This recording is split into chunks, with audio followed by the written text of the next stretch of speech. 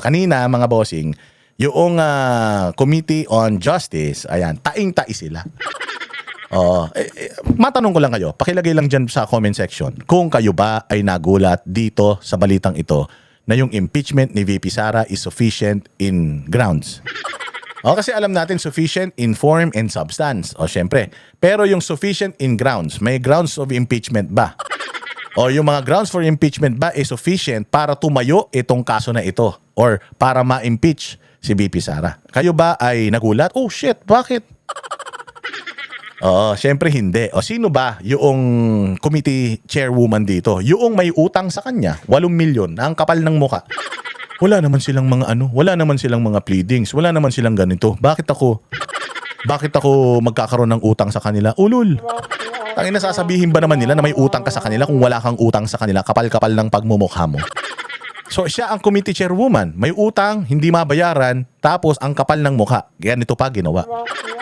Ganyan ba mga taga Batangas? Ganyan ba kayo mga taga Batangas? Papayag ba kayo na nire-represent kayo ng isang congresswoman na bukod sa aso na ni Martin Romualdez na di umano nakatanggap ng mali-malitang pera at di umano rin mukha itong babae na to dahil member siya ng Quadcom o kung anuman mukhang nakatanggap din ng mali-malita. Yun ang sabi ng mga ng mga 18 Marines. Di naman tayo nagsabi niya. So anong masasabi niyo mga taga Batangas na yung representante ninyo ganito ugali?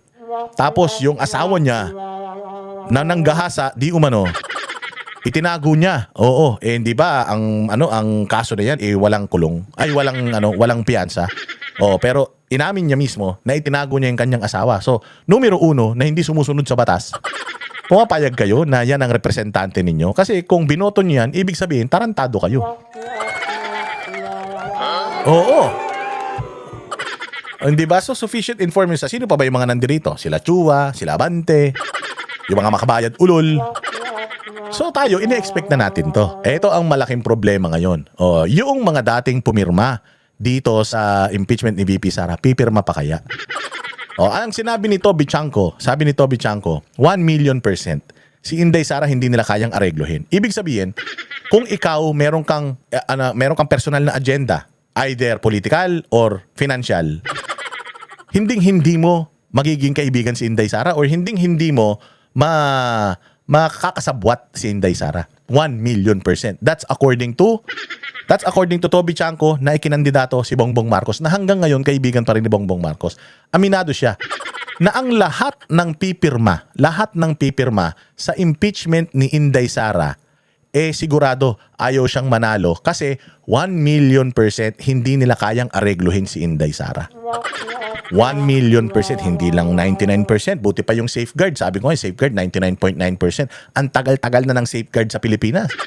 Bata pa ako, hindi pa nila napapatay yung 0.1% ng bakterya. Pero ito si Inday Sara 1,000,000%.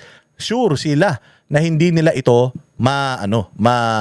tawag dito makakakutsaba, malalagyan, maaareglo, magiging ka-riding in tandem. So kung may plano ka na magnakaw, tapos babalatuan mo siya doon sa pagnanakaw mo, hindi niya yung papayagan. Kung drug lord ka, tapos gagamitin mo siya para proteksyonan ka, hindi siya papayag doon. Kung komunista ka, tapos gagamitin mo siya para yung yung political agenda ninyo ay maisulong, hindi siya papayag doon. And so on and so forth. Kung ikaw, taga DPWH ka, meron kang scheme katulad ni Bernardo at saka ni Alcantara na meron kayong scheme ng pagnanakaw na in place na embedded na sa system, hindi papayagan ni Inday Sara yan. So, ibig sabihin, itong mga nag-yes dyan sa impeachment ni Inday Sara, lahat ng mga tumaas ang kamay dyan, ibig sabihin, kawatan lahat yan. Bakit? Because 1,000,000% sure, sabi ni Toby Chanko, na si Inday Sara hindi nila kayang lagyan. Therefore, yung mga tao na gusto siyang ma-impeach, yung mga tao na pipirma sa impeachment niya in the future, yung mga tao na babatikos kay Inday Sara at gusto siyang hilain pababa para hindi siya makatakbo sa 2028, lahat yan magnanakaw. Tandaan yan. Tayo naman dito mga banateros, nasa tamang mga edad na tayo. Tayo naman ay mga botante. Makikita nyo ngayon. Yung bang congressman ko pumirma sa impeachment na to? Kung pumirma putang ina mo, hindi kita iboboto. Kasi magnanakaw ka. Bakit mo ipapa-impeach si Inday Sara samantalang si Bongbong Marcos mamamatay na sa kapayatan? Hindi pa nanagot, hindi pa mapanagot sa lahat ng kanyang mga kasalanan. Pati dun sa kasalanan ng kanyang mga angkan. O, hindi ba? So, sufficient in grounds. At gigil na gigil sila, mga bossing. Dahil si Inday Sara, hindi sila binigyan ng bagay na pwede nilang gamitin against her sa trial. Because itong Congress, done deal na yan. Congress, done deal na yan. O, nakita nyo naman, yung isinasaad ng mga 18 Marines na yung mga congressman, karamihan, yung mga nabigyan ng maleta. Oh, so ngayon, etong mga tatanga-tanga na hindi nabigyan ng maleta, oh, delikado kayo dyan. Hindi na nga kayo nabigyan ng maleta, tapos pipirma pa kayo dyan, tapos ang karera nyo. Oh, oh, meron silang meron na sufficient in substance and sufficient in form, di ba? So sabi nila sumagot si Inday Sara sa lahat ng mga sa kanya, sa lahat ng mga bintang sa kanya. Bintang lang bintang. May ebidensya? Wala. Kasi sumagot naman sila Inday Sara. Pero yung sagot nila Inday Sara sa bawat grounds, sinabi nila doon, wala kayong ebidensya dito, wala kayong patunay dito, katarantaduhan nito, walang katotohanan nito, ganun. Walang ipinakita si Inday na supporting evidence, supporting evidence to prove na hindi totoo yung kanilang mga bintang. Bakit? Wala rin naman kayo ebidensya eh. Wala rin naman kayo ebidensyang may ipakita sa amin. Nung pinagpapaliwanag nyo kami, wala rin naman kayo ipiniresentang ebidensya. Bakit namin sasagutin ng ebidensya? Dito, sa hearing na ito, ang dapat nagpapakita ng ebidensya, prosekusyon. Sino ba ang prosekusyon dito sa sa kaso na to? Congress. Yung mga nag-aakusa, yan sila Dilima at kung sino-sino mga tarantado dyan. Sila ang dapat magpresenta ng ebidensya. May ebidensya silang ipinakita? Wala. Hindi ba sinusubpina nila yung mga bank records nila Sara Duterte? Bakit nila sinusubpina kung meron na silang ebidensyang hawak? Therefore, kung ikaw nagbigay ka sa akin ng akusasyon, di sasagutin ko. Kung laway lang ang puhunan mo, di laway lang din yung puhunan ko sa'yo. Sasagutin lang din kita ng laway. Hindi totoo to, hindi totoo to, hindi totoo to, hindi totoo to. Bakit? Kasi meron akong ebidensya na nagpapatunay na hindi totoo yung mga yan. Nasaan na yung ebidensya mo? Ulul. Kayo ang magpakita ng ebidensya. Kasi kayo ang nag-aakusa. The burden of proof is with the accuser.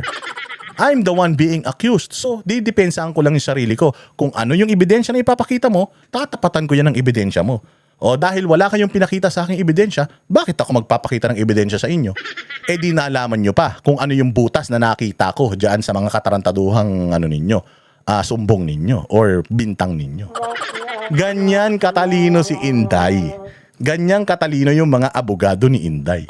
Yan yung hindi ninyo alam. O, pakinggan natin tong balita. Itong galing natin, di ba? O, sino ng vlogger nagpaliwanag ng ganyan? Wala. Ako, walang review to. Naisip ko lang yan basta. Hindi kasi, ito totoo lang. Hindi ako masyadong ma-review. Tinitingnan ko yung balita, tinitingnan ko yung sitwasyon. Pero hindi ako naghahanda. Pag nag-vlog ako dito, minsan nga wala akong maisip eh. Kaya nga napapansin ninyo, salita ako ng salita, hindi pa ako nagpe-play ng kasi minsan pag nandito na ako, para akong sinasaniban, salita na lang ako ng salita. Minsan yung sinasabi ko, may katotohanan, minsan naman wala. Minsan nasasapul ko, minsan hindi rin. Pero sa instance na ito, pinakita ko naman na sa inyo nung nakaraan kung ano yung mga sagot ni Inday Sara Sinagot naman sila. Hindi nga lang nila gusto yung sagot ni Inday Sara. At syempre, bakit kita papasayahin? Di ba? Ako si Inday Sara, bakit kita papasayahin? Inaakusahan mo ko tapos gusto mo pasayahin kita. Nag-aakusa ka sa akin, magpakita ka sa akin ng ebidensya. Pag sinabi mo mangkukulam ako, magpakita ka sa akin na mangkukulam talaga ako. Hindi pwedeng mukha lang ako mangkukulam. Hindi pwedeng ganun. Pakinggan natin to. Ang sufficient in grounds ng House Justice Committee ang dalawang impeachment complaints laban kay Vice President Sara Duterte. Ibig sabihin, may basihan na ang mga reklamong inihain sa bise. Nasa frontline ng balitang yan, si Marian Enriquez. The chair declares the third magbayad ka ng utang mo, kapal-kapal ng mukha mo. Ang pangit-pangit mo na, hindi ka pa nagbabayad ng utang. Mahal-mahal ng damit mo, mahal-mahal ng mga diamante mo, hindi mo mabayaran yung utang mo, kapal ng mukha mo. May grounds daw. Anong grounds? Hindi nila sasabihin. Di okay. Ayaw sabihin yung grounds impeachment complaint sufficient in ground. Hearing no objection, The chair approves the Nag-hearing pa kayo. Dapat di na kayo nag-hearing. Dapat ginawa nyo na lang yung katulad nung ginawa nyo nung nakaraan. Alam nyo kasi, itong hearing na ginagawa nila ngayon, formality na lang yan. Natatandaan ninyo, nung nakaraang impeachment, may ganito ba? Wala. Meron bang hearing ng sufficient in form? May hearing ba ng sufficient in substance? May hearing ba ng sufficient in ground? Wala. Basta in-impeach na lang nila. Shinortcut na nila kasi ganun din eh. Magmi-meeting pa tayo. Magbibihis pa tayo. Ilang araw pa tayo rito. Mag-iina-inarte rito. Ganun din naman. Gusto lang naman natin ma-impeach si Inday Sara. So ngayon, dahil sinabi ng Supreme Court, hindi kayo dumaan sa tamang proseso. So, ginagawa lang nila yung proseso. Pero yung resulta niyan, parehas pa din. Parehas pa din. The likelihood that Inday Sara will be impeached in 20th Congress is at least mga 70%. 70%, oo. Bakit hindi 100%?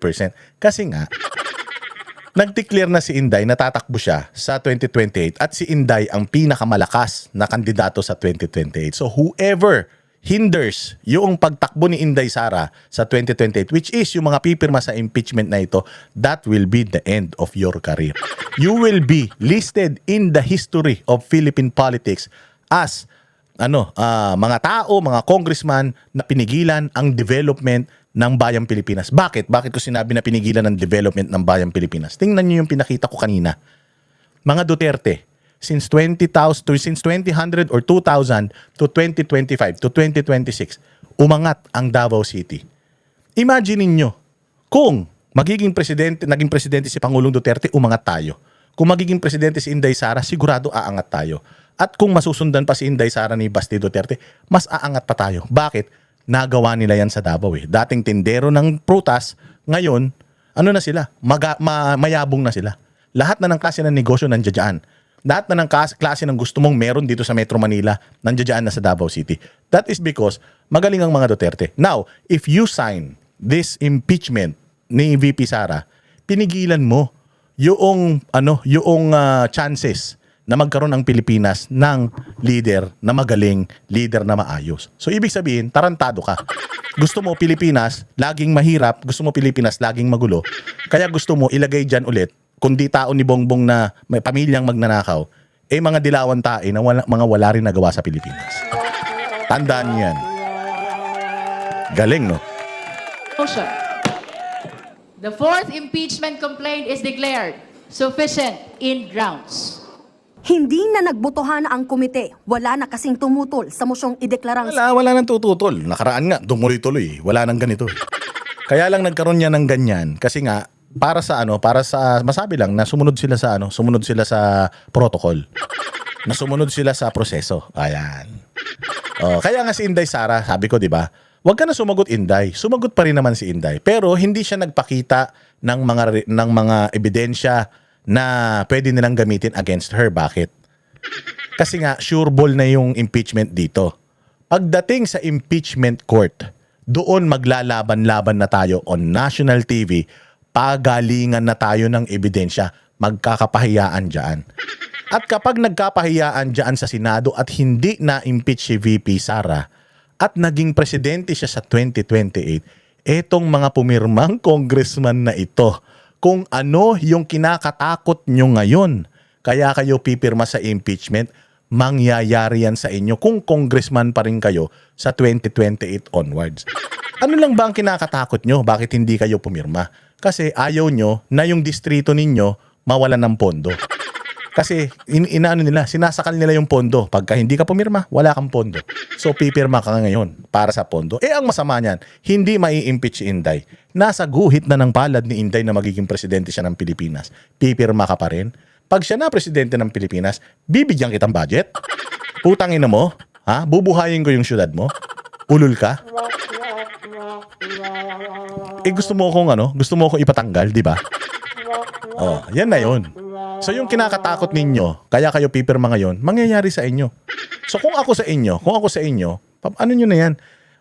Sumuko na kayo. Because even if Inday Sara will be impeached here, the fact na hindi na ninyo makukuha yung halos 80% or 90% ng boto dito sa Congress, itigil nyo na yan.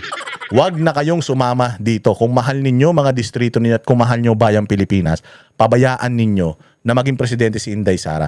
Baka sakali mangyari sa atin yung nangyari sa Davao City na since 2000 hanggang ngayon, naging number 1 sila sa pinakamayaman or pinakaumunlad na bansa sa buong Pilipinas. Oh, galing. Sufficient ang grounds ng 2 impeachment complaints laban kay Vice President Sara Duterte. Kanina, sumentro ang deliberasyon sa naging sagot ni VP Sara sa laman ng mga reklamo. Pero ayon sa House Committee on Justice, bigo si VP Sara na sagutin ang mga aligasyon. Umikot daw kasi ang sagot ng bise sa aniyay paglabag sa kanyang karapatan sa due process at motion para ibasura ang mga reklamo na pinagbabawal sa House Rules on Impeachment. Giit ni Committee Chairperson Jervil Luistro, Korte Suprema lang ang makasasagot sa issue ng due process ni VP Sara. Nabigyan naman daw ang bise ng oportunidad para sagutin ang mga aligasyon. It was not substantially availed. The only option we have is to continue on this impeachment proceeding for as long as there is no TRO yet. Kasi tinan mo. Nagpasa si Inday ng sagot. Dapat sasagot pa yung prosecution, yeah? Dapat sasagot pa yung mga nagdemanda. Tinan mo, hindi na sila sumagot. Bakit? Wala silang pwedeng sagutin dun sa binigay ni Inday. O imaginein mo, kung si Inday Sara, ipinagtanggol niya yung sarili niya, nagpresenta siya ng ebidensya. O idinalaman ngayon nila kung ano yung hawak ni Inday Sara. Yung barahan ni Inday Sara sa pusoy, mapupusoy nila. Kasi sasagot sila. Siyempre yung sagot nila nakabase doon sa kung ano yung ipinasa ni Inday sa kanila. So pointless na gawin ni Inday yun kung alam naman niya na yung mga kaluluwa nito nabili na. Pointless. So there is a proper forum to release all those evidence. Yan yung impeachment court. Congress is not an impeachment court. Congress is acting like a fiscal or a para lang silang piskalya. Sila lang yung nagsasabi kung itong kaso na to ay dapat nang iakyat sa korte. Ang magdidesisyon yan yung korte. Sino korte? Senado. At ano yung mga senador? National position yan. Ibig sabihin, ang boto na kailangan nila buong Pilipinas. Visayas, Mindanao, kay Inday Sara yan. Visayas, Mindanao, kay Inday yan. Pati Metro Manila, kanya yan. Paano? Kung ako senador, tatakbo ako sa 2028. I-impeach ko si Inday Sara. Ano mangyayari sa akin? Mananalo ko? Hindi. Kayo na ang bahalang Kaya sabi ko, wala to. Kahit ma-impeach Inday niyan sa Congress, na mababa pa nga yung, or malaking pa nga yung yung at least mayroong konting chances na hindi pa nga siya ma-impeach yan. Nagkakagulo na sila, di ba? Kumalas na yung NUP, kung ano-ano, di ba? Nagkakagulo-gulo na sila. Marami na din mga congressman na parang ayaw na, hindi na nag-iingay, di ba? Sabi ko sa inyo, itong mga to kasi, bayad na mga yan. Mga yan, paldo na yung mga yan. Kaya kailangan nilang gawin yung trabaho nila. Last na nila yan . So they're still trying, they're still hoping na magmaterialize itong kanilang kadimonyohan and eventually magtuloy-tuloy pa yung kanilang pagiging paldo. Kaya lang, wala na . Tapos na laban . Nung nagdeklara si Inday Sara, kulang na lang itaas ng taong bayan yung kamay niya . And for as long as there is no adverse declaration yet of the highest tribunal. Parehong lumusot sa House Committee on Justice ang ikatlong impeachment complaint o ang Sabaya et al. Na siyang inendorso ni ML Party List Representative Leila De Lima at ang inihabol na ika-4 na impeachment complaint ni Attorney Nathaniel Cabrera na inendorso ni na Congressman Benny Abante at Paulo Ortega. Kabilang sa grounds for impeachment ang pag-commit umano ni VP Sara ng culpable violation of the Constitution. Ayan, lahat yan sinagot ni Inday. Culpable violation of Constitution, sabi niya, wala kang ebidensya. Bribery, graft, and corruption, wala kayong ebidensya. Puros testimonya, chismis. Betrayal of public trust, wala rin kayong specific grounds for that. Allegations of misuse of confidential intelligence funds, meron akong sa COA.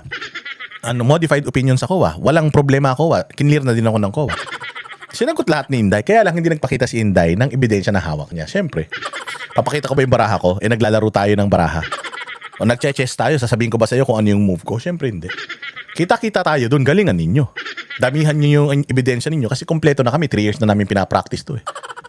At betrayal of public trust dahil sa plunder, malversation at graft sa questionableng paggasta ng higit 612 million pesos na confidential funds at pagbabanta ng bise sa buhay ni Pangulong Bongbong Marcos, First Lady Liza Araneta Marcos at dating House... Pagbabanta, sinabi na ng mga abogado, walang pagbabanta. Conditional, yung kanyang threat, conditional. So hindi siya direct threat. Unexplained wealth, wala naman sinasabi. Alin, specifically, yung ninakaw kong yaman. Sa mga properties ko, alin dyan yung na-acquire ko illegal. Walang ganon. Pinapasubpina pa nga yung kanilang bank record. So ibig sabihin, Wala silang ebidensya. Maghahanap sila ng ebidensya doon sa mga bank records nila. Di ba? Sinagot ni Inday Sara. Pero hindi nga lang niya pinakita yung mga ebidensya niya bakit sinasabi niyang walang basihan lahat ito. Papakita niya yan sa proper forum. Speaker Martin Romualdez. Sinubukan pang questionin ng kilalang kaalyado ng mga Duterte ang proseso ng komite. Madam, di po dapat we should have determined the sufficiency in ground before we voted for sufficiency in form and substance. Secretariat, perhaps we need to provide him a copy of the rules. Encourage all members, even non-members, no, na sana po basahin po natin yung rules para hindi po tayo nalilito at nang sa ganun po ay maiwasan. Itong tao na to, laglag na balikat nito. Laglag na balikat nito. Alam niya na pag nanalo si Inday, yung mga ginawa niyang bahay ng kalapati, mga barangay hall sa Manila, hahabulin siya. Kasi sabi ni Inday, yung mga tira niyo sa akin personal, yung mga ginawa niyo sa akin personal, politika man yan. Pero yung mga ginawa niyo sa bayang Pilipinas, yung mga ginawa niyong pagnanakaw, pang-aabuso sa kapangyarihan, pang-aabuso sa karapatang pantao ng mga Pilipino, hindi ko yan papayagan. Hahabulin ko kayo. Pero yung mga kung anong pinagtatawag nyo sa akin, kung anong paninira nyo sa pagkatao ko, okay man lang yun. Pero sa mga ginawa nyo sa Pilipinas, hindi ko yan kakalimutan. Kaya ito, kabado na to. Kabado to. Sigurado, bubuksan lahat. Putaragis, bubuksan lahat. Kung ako sa'yo, sunugin mo na lahat ng mga papeles mo. 2 taon, 1 taon na lang yan. Chuwa, galingan mo. Po natin yung mga tanong. Di ba yan? So, sufficient informed substance. Okay. Sana naintindihan nyo, ha? Pinaghirapan ko i-explain yun.